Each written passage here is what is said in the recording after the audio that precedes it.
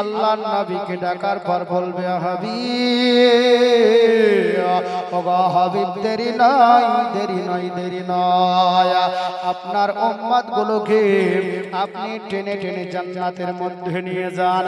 আমি আল্লাহ পাক অর্ডার দিছি, সেই দিন নবীজি আমার আল্লাহ পাকের আদেশে আল্লাহ পাকের হুকুমে আমার নবীজিকে চাহনে ওয়ালাদেরকে আজ কি করবেন, টেনে টেনে জান্নাতের মধ্যে নিয়ে যাবে। আর যারা দুনিয়ার বুকে থাকার পরে এমন কাজ কর্ম করেছে যেটা ইসলামের জায়গা দেয়নি, ধর্মতে জায়গা দেয়নি, কোন সমাজে জায়গা দেয়নি, আল্লাহ পাক সেই দিন নবীকে বলবেন ওগো আমার হাবিব,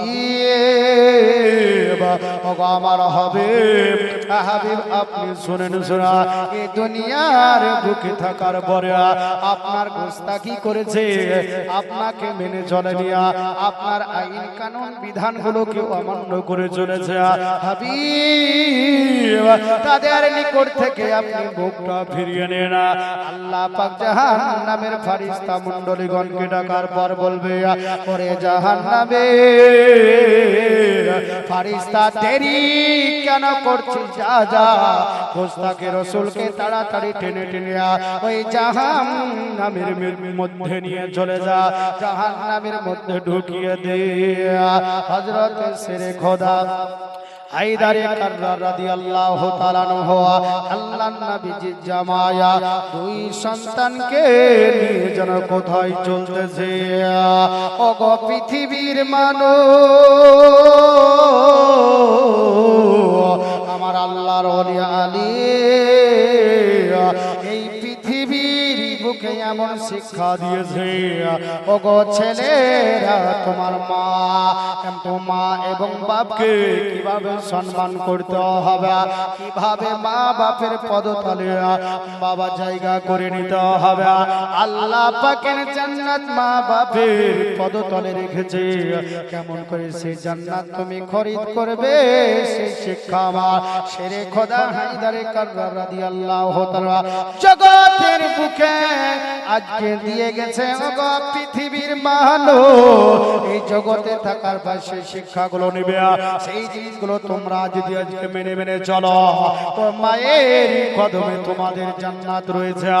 আল্লাহ পাক ডেকে বলবে, ওরে আমার বান্দা, তোর মা রাজি হয়ে গেছে, তোর আব্বা জান রাজি হয়ে গেছে, আমি স্বয়ং আল্লাহ রাজি হয়ে গেছি। আজিজানে মোহতারাম, আপনারা মা কি জিনিস বুঝতে পারলেন না, বাবা কি জিনিস বুঝতে পারলেন না। যে জন্ম দিয়েছে 10 মাস 10 দিন পেটে রেখেছে, কত যন্ত্রণা পেয়েছে, তব ছেলের সুখের জন্য মা সব করতে পারে, বাবা সব করতে পারে। ছেলেদের সুখের জন্য আজ বাইরে কাটাচ্ছে, কখনো বাইরে শুয়ে আছে, কখনো ঘরের ভিতরে, কখনো ঘুম নেই, কখনো ঘুম আছে, এইভাবে তারা জীবন যাপন করছে শুধু ছেলে মেয়েদের মুখে বাবা হাসি ফুটানোর জন্য। যারাই মা বাপকে খুশি করে নিল, খোদার জান্নাত তার জন্য বাবা ওয়াজিব হয়ে গেল। আল্লাহর ওলি আলী রাদিয়াল্লাহু তাআলা আনহু এবং হাসান হুসাইন রাদিয়াল্লাহু তাআলা আনহু কে সঙ্গে করে নিয়ে শেরে খোদা হায়দারে কাররার রাদিয়াল্লাহু তাআলা আনহু বাবা চলতেছে। যেতে যেতে যেতে বাবা এক জায়গাতে এনারা তিনজন দাঁড়িয়ে গেলে ইমাম হাসান এবং হুসাইন নিজের পিতা জানকে জিজ্ঞাসা করছে, গব্বা হুজুর দেখছেন সম্মুখে একজন ব্যক্তি ক্রন্দন করতেছে, কান্না করতেছে, এমন ভাবে কান্না করতেছে দেখে বাবা মায়া লাগে, এমন ভাবে ক্রন্দন করছে, কারণটা কি? আল্লাহর ওলি আলী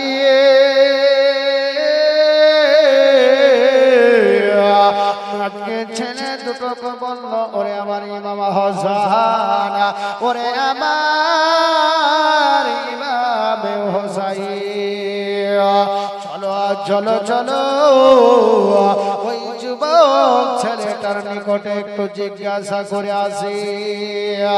আল্লাহর ওলি কি করলে এক পা দুই পা করতে করতে ওই যুবক ছেলেটার নিকটে পৌঁছালে যুবক ছেলেটাকে জিজ্ঞাসা করছে, কেন তুমি চোখের পানিগুলো ফেলছো গো, কারণটা কি? আর তোমার বাঁ হাতটা কেন শুকিয়ে গেছে? এমন ভাবে শুকিয়ে গেছে যেন লাগছে কি কোন জিনিস তোমার হাতে নেই। তোমার কি জন্ম থেকে কি এইরকম হাতটা শুকিয়ে গেছে? না পৃথিবীর ভূমণ্ডলে আসার পরে তোমার হাতটা শুকিয়ে গেছে? এই কথা যখন বললেন যুবকের চোখ দিয়ে আরো বেশি বেশি পানির অশ্রুগুলো ঝরতে লাগলো। মুখখানা যেন ভিজে যায়, মুখখানা ভিজে ভিজে আজ যেন বুকখানাতে গড়তে থাকে। কোন রকমের কথা বলে না, কোন রকমের শব্দ বাবা করে নাই, উচ্চারণ করে না। আল্লাহর ওলি পুনরায় জিজ্ঞাসা করলো, ওগো বলো বলো, কোন রকমের উত্তর কেন দাও না, অ্যানসার কেন দাও না, কারণটা কি তুমি কি একটু বলো বলো। আজিজানে মোহতারাম ব্রাদার ইসলাম সামাইন হাজরা যখন কোন রকমের উত্তর না দিল, আবার আলী জিজ্ঞাসা করলো, ওগো বলো বলো, খন্দন করার কারণটা কি এবং তোমার হাতটা শুকিয়ে গেছে এটার কারণ একটু বলো বলো। যুবক চোখের পানি নিয়ে আল্লাহর ওলিকে ডেকে বলেন, ওগো আল্লাহর ওলি আলী, কারণ তো অবশ্যই আছে, এটা হলে বাবার বদদুয়ার কারণে। আমার আব্বা জান বদদুয়া করেছিলেন, এরই কারণে আমার হাত শুকিয়ে গেছে। ওগো আল্লাহর ওলি, জন্ম থেকে এটা আমার ছিল না, মায়ের যে গর্ভে থাকার পরে আমি দুনিয়াতে যে এসেছি, আর এই জিনিস আমার ছিল না। আমার হাতটা সহি সালামতে ছিল, খুব ভালো ছিল, কিন্তু পৃথিবীর ভূমণ্ডলে আমি একজন সব চাইতে বাপের খারাপ সন্তান ছিলাম, আর বাপের খারাপ সন্তান হওয়ারই কারণে আল্লাহ রাব্বুল আলামিন আমার উপরে গজব দিয়েছে। আল্লাহ রাব্বুল আলামিন আমার হাতটাকে বরবাদ করে দিয়েছে, নষ্ট করে দিয়েছে, শুধু বাপের বেইজ্জতি করার জন্য। তো কেমন কেমন বাপের বেইজ্জতি করেছিলে? সঙ্গে সঙ্গে যুবক ছেলেটা কেঁদে কেঁদে বলতে লাগলেন, ওগো আল্লাহর ওলি আলী নবীজির জামাই আপনি শুনবেন? বলা আমি শুনবো, একটু বলো বলো। উনি বলতে লাগলেন, হুজুর আমি দুনিয়ার বুকে এমন একটা সন্তান ছিলাম, সারা জিন্দেগি শুধু খারাপ কাজ, মারপিট, দাঙ্গা ইত্যাদি জিনিস আমি করতাম। কখনো খারাপ কাজ করতাম, কখনো মেয়েদের সঙ্গে দুর্ব্যবহার ব্যবহার করতাম। ওগো হুজুর আমার আব্বা জান বারবার নিষেধ করতেন, ওরে বেটা রে, এটা তুমি করো না, ইসলাম এটা নিষেধ করেছে, ইসলাম মানা করেছে, আর তুমি এই জিনিস করছো, আল্লাহ পাক তোমার উপরে নারাজ হয়ে যাবে, আল্লাহ পাক খুশি হয়ে যাবে। ওরে আমার বেটা রে, আল্লাহ যদি নারাজ হয়ে যায় তোমার জিন্দেগি বরবাদ হয়ে যাবে, তোমার জিন্দেগি নষ্ট হয়ে যাবে। এত বাবা মানা করে, নিষেধ করে, কিন্তু নিষেধ আমি কোনোদিনও শুনি নাই, বারণটা শুনি নাই। যত বলে তত আর বেশি হয়। একদিন আমি রাগান্বিত ছিলাম, আমার আব্বা হুজুর আমাকে ডাকলো। আমি ঘরের ভিতর থেকে যখন বেরিয়ে আসলাম, আর বেরিয়ে আসার পরে আমি আব্বা হুজুরকে বললাম রাগান্বিত অবস্থায়, কি বলছো, কেন বারবার বিরক্ত করতেছো? আমি জানি তুমি আমাকে শুধু ওই একই উপদেশ দিবে। ওগো আব্বা হুজুর, তুমি আমাকে জন্ম দিয়েছো, লালন পালন করেছো ঠিকই, কিন্তু আমি এখন খেয়াল খুশি চলবো।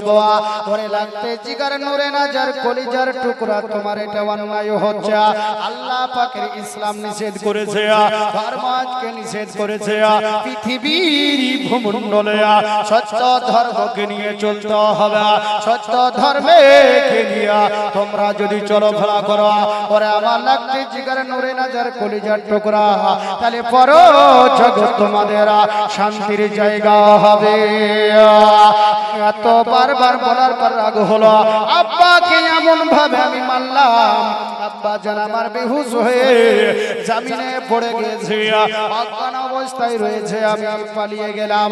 আব্বার যখন জ্ঞান আসলো, রাগান্বিত হয়ে আল্লাহ পাকের পবিত্র কাবা গৃহেতে যাওয়ার জন্য বাবা রেডি হলেন। আমি কাবার নিকটে যাওয়ার পরে আল্লাহর কাছে আমি দোয়া করব, প্রার্থনা করব, আমার ছেলেটা যে হস্ত দ্বারা আঘাত করেছে, আমি সেই হাতটার জন্য আল্লাহর কাছে দোয়া করব, আল্লাহ গো আমার ছেলেটা জানে বরবাদ হয়ে যায়, হাতটা জানি নষ্ট হয়ে যায়।